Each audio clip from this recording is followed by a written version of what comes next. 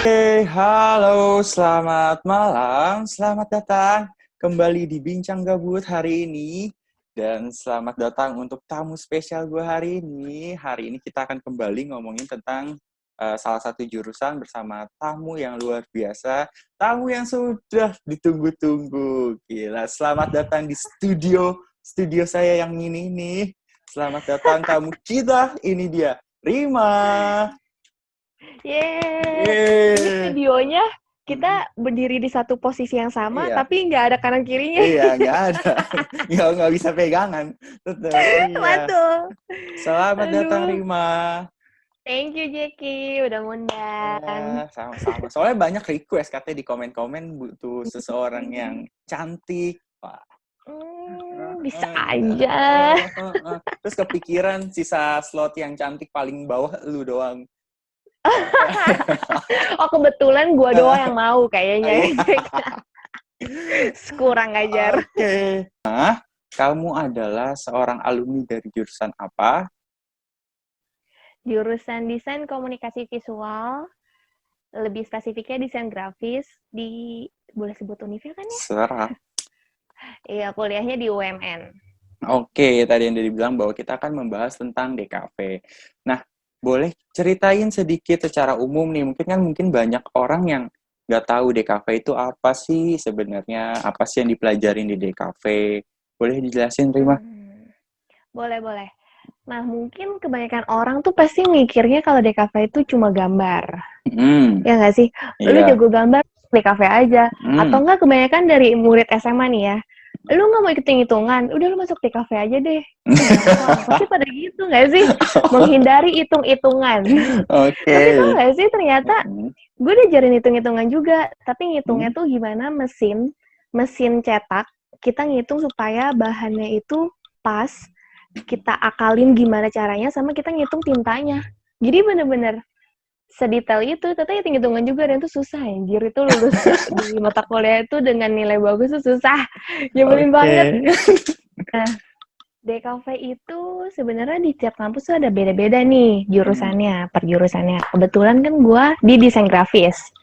Nah, kalau gue desain grafis di UMN. Jadi kalau di UMN itu pas gue masuk, itu ada 4 jurusan. Desain grafis, sinem, animasi, satu lagi itu lebih ke gaming. Gimana kita bikin gamenya tuh bisa offline, bisa online. Jadi bisa offline itu misalnya kayak pakai kartu, itu gimana gitu loh. Kita mikirin game set seperti apa, kayak begitulah. Nah, terus jadi kalau misalnya di UMN itu 2 semester awal kita nyobain semuanya. Baru semester 3 tuh baru kita penjurusan. Nah, sebenarnya enaknya itu gue ngerasa kayak gue bisa nyobain semuanya. Jadi gue bisa nyobain animasi itu gimana, nyobain megang kamera itu gimana gitu. Terus sebenarnya banyak yang bilang kalau lu masuk DKV itu pasti habisin duit banyak. Ya, benar sekali. Iya Kirain gue mau jawab, itu tidak sama sekali. Nah, tapi sebenarnya ya, Jack, itu pinter-pinterannya lu, gimana lu cari koneksi, gimana lu cari pengalaman. Karena ketika gue bayangin ya, masih semester 1 akhir, mau semester 2, gue udah dapet project. Dan itu lu bayangin dong, itu gimana gembelnya, tapi, dan maksudnya itu bisa lu nyari duit sambil kuliah. Karena kan itu skill ya, maksudnya lu bisa nyari freelance di mana-mana. Itu sepinter-pinternya lu bergaul lah, gitu. Nah, tapi kalau misalnya dan untuk toolsnya banyak dan segala macam, sebenarnya kalau lu bisa jaga hubungan sama senior, lu bisa cari pinjaman. Kayak semua jurusan mungkin bisa kayak gitu juga kali ya. Iya kan? Iya, jadi sebenarnya tuh pinter-pinterannya lu untuk lu bergaul lah. Anjay, belagu banget gua. Kayak lu gampang bersosialisasi dan banyak pergaulan ya. Lu wanita gaul apa gimana? Kocak anjir. Iya, cuman sebenarnya kalau gue boleh bilang buat teman-teman yang mungkin lagi bingung nih, gue masuk apa ya gitu. Dulu, sebelum gue mutusin masuk DKV, ada 2 pilihan. Yang pertama gue mau masuk psikolog. Anjay, psikolog. Padahal kejiwaan lu aja udah nggak bener ya. Padahal gue yang harus di konselingin gitu ya. Disiaterin. Iya, anjir kocak. Nah, cuman waktu itu emang dari kecil gue tuh udah sering banget ngegambar. Nah, terus ternyata hal yang gue temuin di DKV itu adalah ternyata bukan cuma kita gambar doang nih, tapi kita konsepnya. Dan itu yang paling seru sih menurut gue, ketika lu misalnya dikasih satu masalah nih. Biasanya kita kasih satu masalah, gimana cara lu menyelesaikan itu? Karena kan desain komunikasi visual. Kita mengkomunikasikan dengan cara visual, supaya orang ngerti, kayak gitu. Sekali orang lihat terus orang ngerti, oh ini maksudnya mau penyampaiannya apa gitu ya. Iya, betul. Nah, Gitu. kalau dari DKV sendiri nih, kita kan kalau mau masuk DKV berarti harus bisa gambar.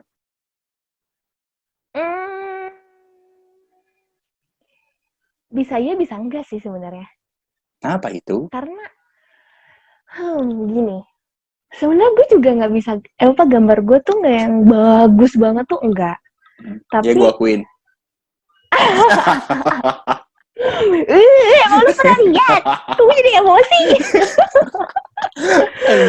Nah, tapi sebenarnya tergantung gimana ya.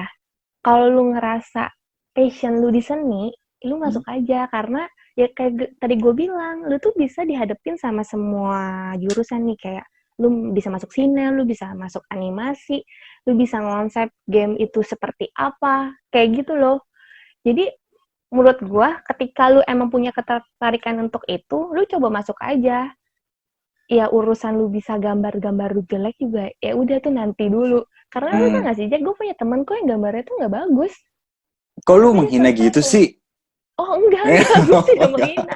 Tapi hebatnya, temen gue ini yang ngebuat gue untuk berjuang, akhirnya semester 2 gue dapet beasiswa.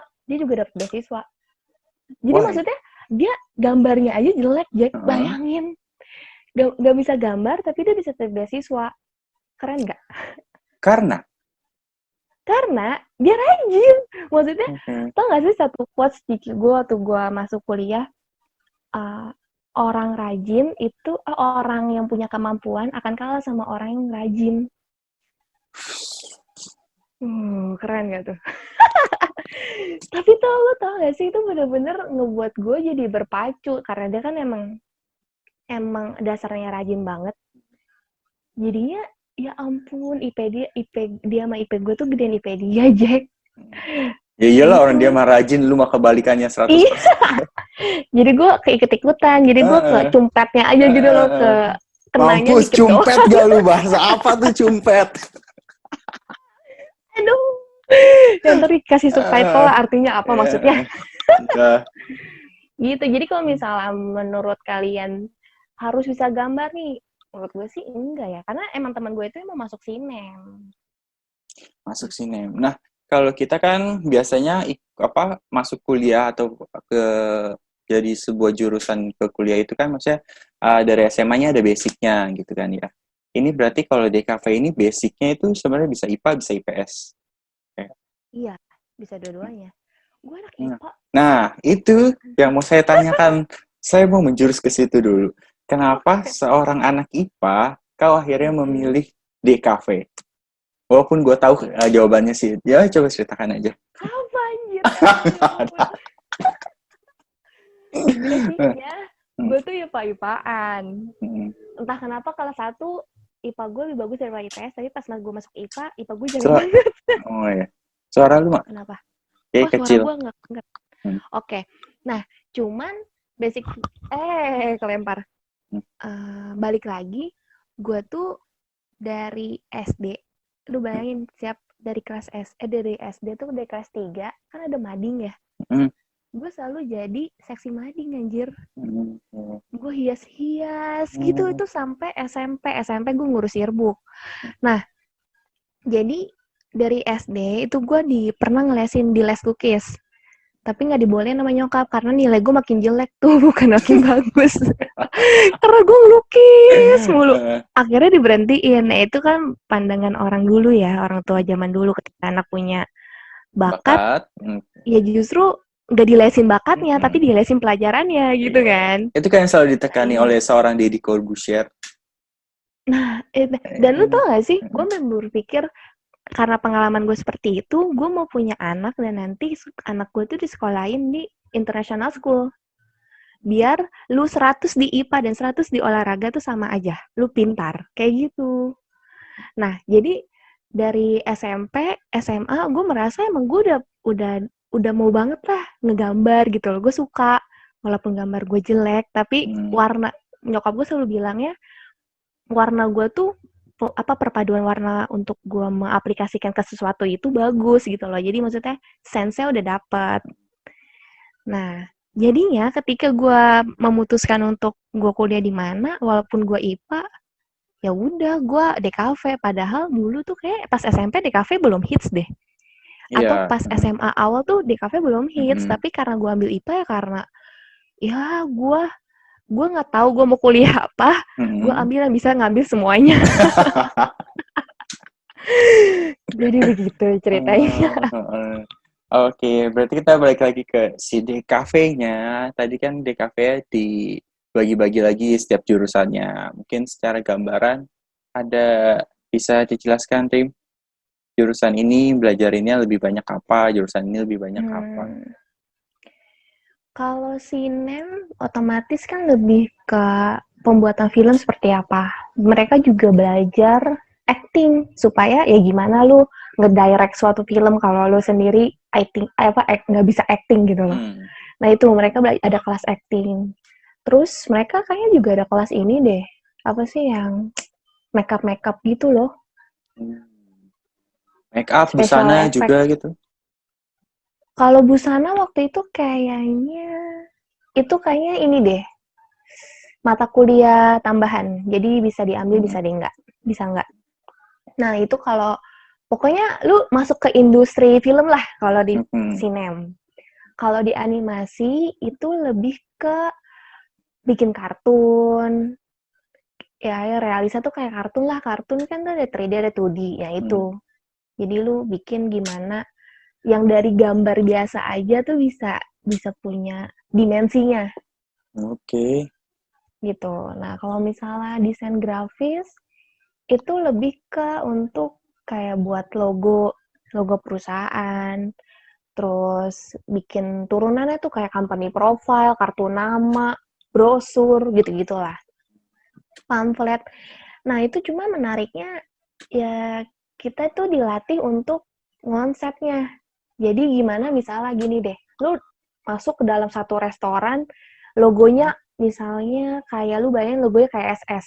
Tapi menunya kayak menu McD, kayak nggak nyambung nggak sih gitu loh. Jadi di cafe itu kayak DG terutama tuh kayak menghadirkan satu nuansa dalam berbeda-beda media gitu. Jadi orang tuh satu kesatuan semuanya kayak gitu.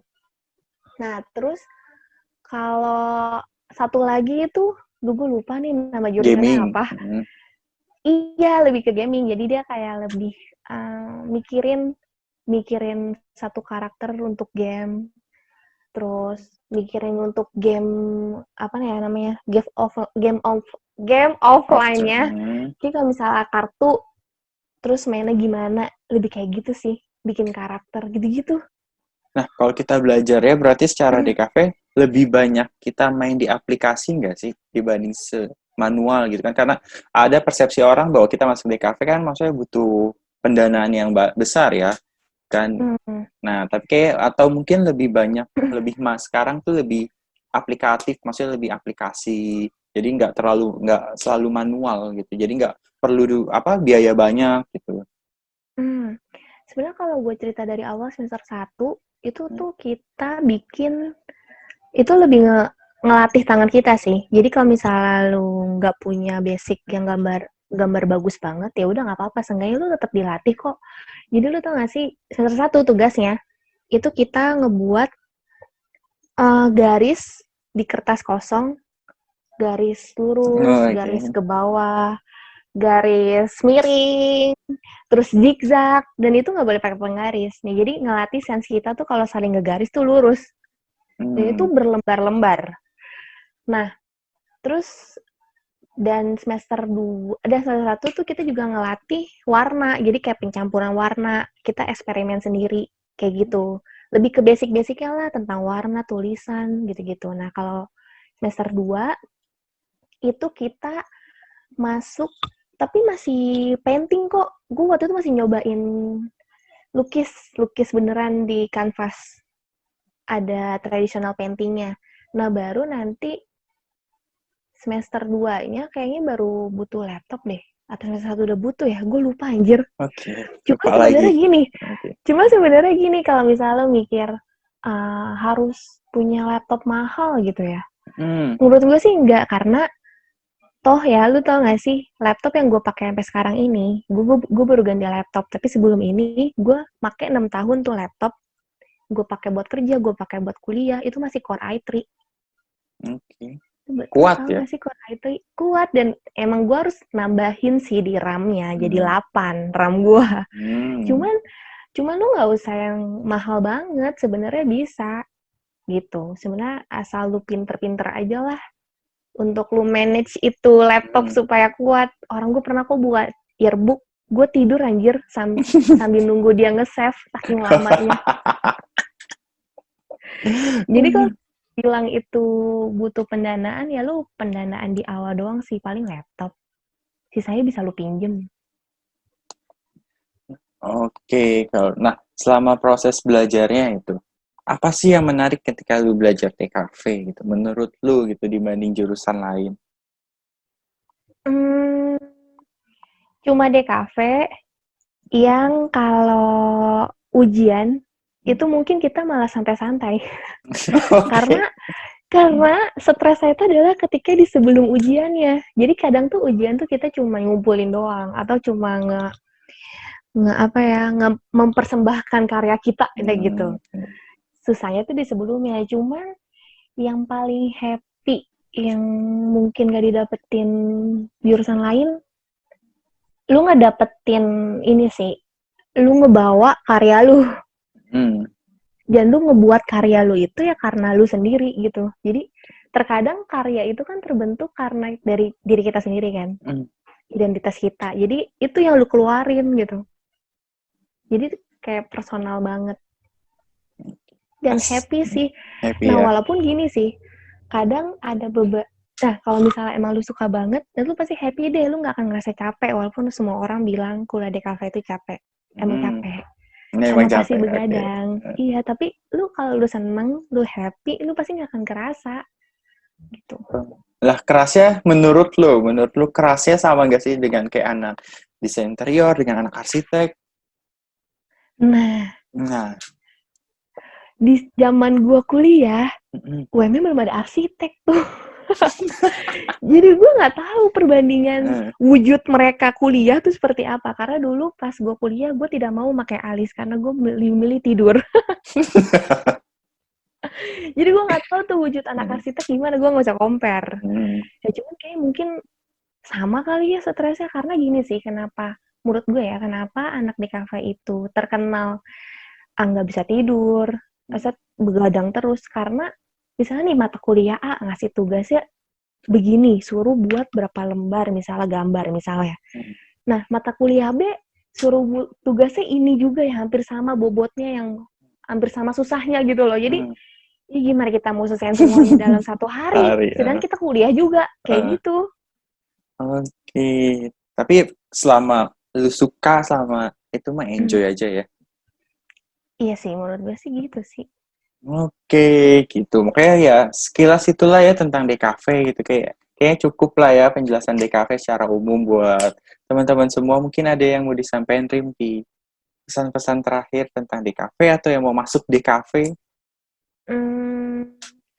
Yakinin dulu dirinya, karena kedepannya pasti banyak hal yang gak lu duga sih. Maksudnya ada beberapa kali lah gue juga nangis karena tugas. Gue bingung nyari inspirasi di mana gitu kan. Cuman kalau misalnya lu kuat, maksudnya tekad lu udah kuat, lo pasti bisa aja lah tuh jalannya gitu. Dan yang gue bener-bener belajar sih, kalau lu bener-bener dari hati nih, lu lakuin apapun, ya pasti hasilnya tuh gak akan hianatin prosesnya lah. Masih, oke. Anjay, gila. Itu kata-kata terindah sekaligus menutup pembicaraan kita hari ini. Terima kasih Rima sudah hadir dan sudah berbincang-bincang gabut di sini. Jadi pokoknya apa yang kita sampaikan merupakan persepsi dari kita ya. bahwa mungkin ada persepsi lain yang berbeda atau bagaimana. Ya, itu mungkin pengalamannya mereka. Ini yang kita sampaikan di sini adalah berdasarkan pengalaman kita dan apa yang kita pikirkan detik ini, ya kan? Detik selanjutnya tuh harusnya gimana? Apa yang kita pikirkan di detik ini aja. Udah pokoknya gitu. Terima kasih buat kalian semua yang udah nonton. Jangan lupa di subscribe, di like, di comment, and di share. Terima kasih. Sampai bertemu di video selanjutnya. Bye-bye. Binus juga nih. Dinan, ya disebut ya.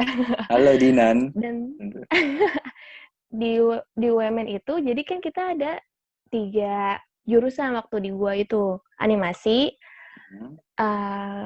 desain grafis, sama satu lagi itu